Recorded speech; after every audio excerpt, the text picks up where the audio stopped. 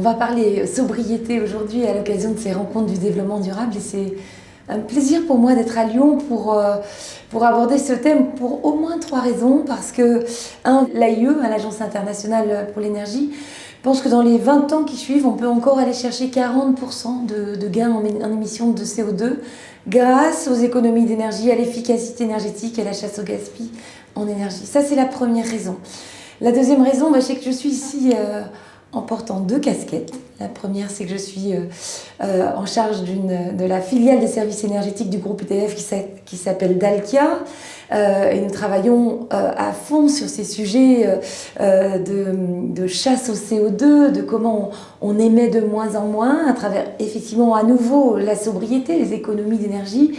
Et puis on travaille beaucoup sur la chaleur bas carbone, la chaleur renouvelable, avec des réseaux de chaleur qui sont produites à partir de bois énergie, à partir de récupération de chaleur, et qui est autant de solutions technologiques qui permettent d'éviter de consommer des énergies fossiles.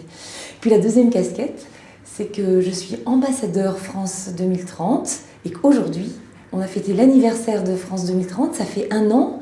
C'est un programme inédit qui porte plus de 50 milliards d'investissements avec plus de 8 milliards qui vont être consacrés au secteur énergétique. Donc ça, c'est important parce que ça va complètement accompagner financièrement cette lutte contre le changement climatique. Et puis, 3e raison, on est à Lyon. On est sur un territoire très engagé dans cette lutte contre le changement climatique, une métropole qui affiche des ambitions fortes. En particulier, je viens de citer les réseaux de chaleur, mais en particulier sur cette question de la chaleur bas carbone, comment on se prive des chaudières qui consomment du gaz, qui consomment du fioul.